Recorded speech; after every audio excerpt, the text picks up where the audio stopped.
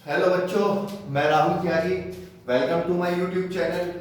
बेटा, सबसे पहली चीज, हम थ्योरेटिकल पार्ट कंप्लीट कर चुके हैं। हम क्या क्या क्या पढ़ चुके हैं थ्योरेटिकल पार्ट में? सर, हमने ना बेसिक अकाउंटिंग टर्म्स पढ़ी है, हमने अकाउंटिंग के बारे में पढ़ा है, उसके बाद हमने सर अकाउंटिंग प्रिंसिपल पढ़ लिए।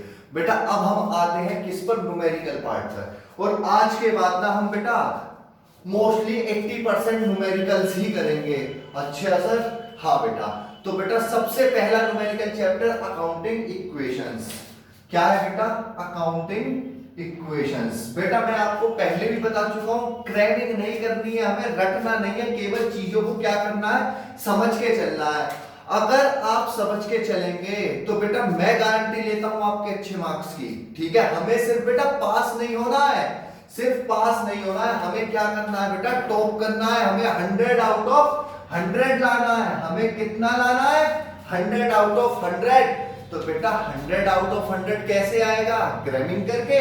नहीं सर, नहीं। कैसे आएगा? जब आप चीजों को समझेंगे। ठीक है? चलिएगा बेटा, स्टार्ट करते हैं। अकाउंटिंग इक्वेशन होती क्या है? सबसे पहले बेटा, it is a mathematical equation. क्या होती है मैथमेटिकल इक्वेशन? होती है which shows the asset of a business are always equal to total liabilities and capital. यानी कि अकाउंटिंग इक्वेशन क्या होती है? अकाउंटिंग इक्वेशन होती है जिसके अकॉर्डिंग मेरी टोटल एसेट किसके इक्वल होती है? टोटल लायबिलिटी प्लस कैपिटल के। ठीक है बेटा? क्या होती है accounting equation? Sir, accounting equation होती है जिनके अकॉर्डिंग मेरी टोटल एसेट किसके बराबर होती है? Outside liability plus capital. बेटा चलिएगा, 10 बेटा मैंने लिखा हुआ 10 asset equal to liability plus capital. Asset आप जानते हैं जो हमारी संपत्ति होती है। हाँ सर, हाँ आपने पढ़ाया था। लायबिलिटीज सर जो हमारी देनदारी होती है, जो हमें पे करनी है। शाबाश बेटा। कैपिटल सर, कैपिटल होती है amount invested by the businessman to start business. हाँ बेटा, हाँ। कैपिटल क्या होती है? जो बिजनेसमैन ने पैसा लगाया। हाँ sir. Accounting equation is based on dual aspect. पढ़ा है बेटा ये कहीं? सर सुना सुना सा लग रहा है। बेटा आपको मैंने जब अकाउंटिंग प्रिंसिपल्स पढ़ाए थे, हाँ सर, तो मैंने डुअल एस्पेक्ट प्रिंसिपल भी पढ़ाया था। हाँ सर। क्या कहता था वो? सर एक बार आप ही बता दीजिए। चलिए मैं बताता हूं बेटा। डुअल एस्पेक्ट कहता है always debit has a credit. Her debit का क्या है? कोई ना कोई क्रेडिट होता है। यानी कि जब भी आप अकाउंटिंग इक्वेशन को रिकॉर्ड करेंगे तो डेबिट के साथ साथ मुझे क्रेडिट को भी रिकॉर्ड करना पड़ेगा। दो एक्सपेक्ट अकाउंटिंग के, डेबिट और क्रेडिट। मुझे both expect of accounting are recorded in the books of account. दोनों एक्सपेक्ट मुझे अकाउंटिंग के क्या करने हैं? रिकॉर्ड करने हैं। आया समझ में बेटा या नहीं? हाँ सर, डुअल एक्सपेक्ट कंसेप्ट था कि अकाउंटिंग के दो एक्सपेक्ट है, एक डेबिट और एक क्रेडिट। मुझे अकाउंटिंग के both expect of accounting are recorded, मुझे दोनों एक्सपेक्ट रिकॉर्ड करने हैं। तो बेटा अब देखिए, मैंने आपको क्या बताया? Asset equal to liability plus capital.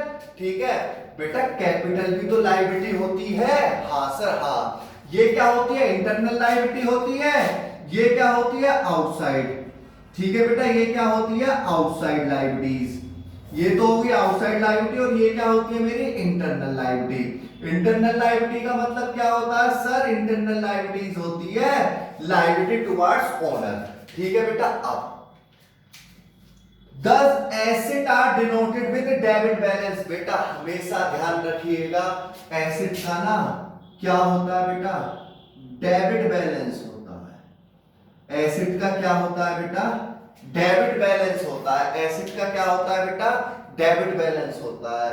और बेटा कैपिटल और लायबिलिटीज का क्या होता है? क्रेडिट बैलेंस होता है। क्या होता है बेटा?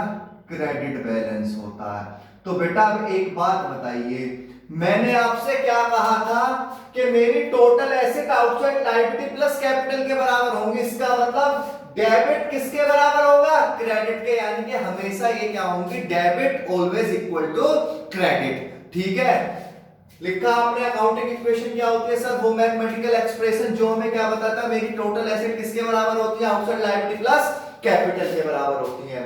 बेटा अकाउंटिंग इक्वेशन किस पे बेस करती है? Dual expect of accounting. Dual expect क्या होता है? जिसमें मैं अकाउंटिंग के both expect of accounting are recorded. ठीक है? थर्ड क्या बताया मैंने? Asset are denoted with debit balance. Asset को किससे डिनोट किया जाता है? डेबिट बैलेंस से। और लायबिलिटी एंड कैपिटल को किससे डिनोट किया जाता है? क्रेडिट बैलेंस से। आया समझ में बेटा? हाँ सर, हाँ। चलिएगा बेटा, इसे ही थोड़ा सा और आगे बढ़ाते हैं। इतना बेटा आप लोगों ने नोट कर लिया, नोट करिएगा, फिर मैं आपको आगे बताता हूं। देखिए चलिएगा, अब आप देखेंगे क्या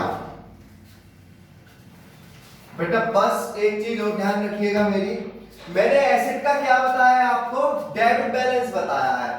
एसिड का क्या होता है बेटा, डेबिट बैलेंस। क्या है मेरा सर, डेबिट बैलेंस। तो बेटा और लायबिलिटीज प्लस कैपिटल का क्या होता है सर, क्रेडिट बैलेंस बताया है आपने। क्या बताया बेटा मैंने सर, क्रेडिट बैलेंस। ठीक है बेटा, तो अब ये ध्यान रखिएगा, जब भी ये इंक्रीज होगी या डिक्रीज होगी बेटा, जब भी मेरी एसिड बढ़ेगी तो मुझे क्या करना पड़ेगा, डेबिट करना पड़ेगा। ठीक है, या आप अभी इसे छोड़ दीजिए, इसे आगे कंसेप्ट में बताते हैं। चलिएगा बेटा, अब हम क्या सीख चुके हैं, अकाउंटिंग इक्वेशन के बारे में सीख चुके हैं। मेरी एसेट किसके बराबर होंगी, लायबिलिटीज के। कैसे बेटा, एग्जांपल देखिएगा आप मेरा। Started business with cash. बेटा बिजनेस शुरू करा है कैश से, कितने रुपए से, 1 लाख से। कैश क्या है सर, मेरी एसेट। बेटा तो मेरी एसेट कितने से इंक्रीज हुई सर, मेरी एसेट इंक्रीज हुई 1 लाख से। बेटा बिजनेस शुरू किया है, जिस पैसे से बिजनेस शुरू किया जाता है वो क्या कहलाता है सर, कैपिटल। बेटा कैपिटल कितने से बढ़ी मेरी सर, मेरी कैपिटल इंक्रीज हुई 1 लाख से। आया समझ में, डेबिट क्रेडिट बराबर, हाँ सर। अब मैं आपसे कह रहा हूं, परचेज गुड्स फॉर कैश ₹10,000। बेटा गुड्स क्या होता है, बताइए बताइए सर, बेटा जल्दी बताइए क्या होता है सर। गुड्स वो चीज होती है जिसमें बिजनेस एंटिटी डील कर रही है। शाबाश बेटा, मेरी स्टेशनरी की शॉप है तो ये मार्कर मेरे लिए क्या है, गुड्स है। ठीक है, मेरी इलेक्ट्रिक अप्लायंसेस की शॉप है तो मेरे लिए, मेरे यहां पर जो एलईडी, मेरे यहां पर जो क्या लगी हुई है, इलेक्ट्रिकल अप्लायंसेस रखे हुए हैं, वो मेरे लिए क्या है, गुड्स है। टाटा मोटर्स के लिए वो जो ट्रक बना रहा है वो उसके लिए क्या है, गुड्स है। ठीक है बेटा, मारुति सुजुकी के लिए जो वो कार बना रही है वो क्या है, उनके लिए गुड्स है। ठीक है बेटा, आया समझ में। अब मैंने माल खरीदा बेटा, जब मैं माल खरीदूंगा, ठीक है, मेरे पास क्या आएगा सर, माल। बेटा अकाउंटिंग इक्वेशन में माल को क्या कहते हैं, स्टॉक कहते हैं। तो बेटा एक बात बताइएगा, मेरा स्टॉक कितने से बढ़ा सर, 10,000 से। ठीक है बेटा, मेरी एसेट कितने से बढ़ गई, 10,000 से। अब मैंने नगद माल खरीदा है तो बेटा मेरे पास से क्या जाएगा सर, कैश जाएगा, कैश। तो बेटा मेरा कैश क्या हो गया सर, मेरा कैश ना 10,000 से कम हो गया। तो बेटा एक बात बताइए, एसेट 1 लाख की थी, लायबिलिटी 1 लाख की थी। 1 लाख में 10,000 का स्टॉक खरीदा, एसेट कितने की हो गई सर, 110 की। 110 में से 10,000 मैंने कैश में दे दिया, कितने की एसेट बची सर, 1 लाख की। और बेटा मेरी कैपिटल भी कितने की है सर, 1 लाख की। आया समझ में बेटा या नहीं आया सर, आ गया। चलिए बेटा, ये हमने इतना समझा दिया, अभी प्रॉपर फॉर्मेट नहीं समझाया है। अभी हम क्या लेंगे, प्रॉपर क्वेश्चन लेंगे, उसके बिहाफ पे हम आपको क्या समझाएंगे, अकाउंटिंग इक्वेशंस को समझाएंगे। आया समझ में बेटा इतना, हाँ सर इतना हमारी समझ में आ गया।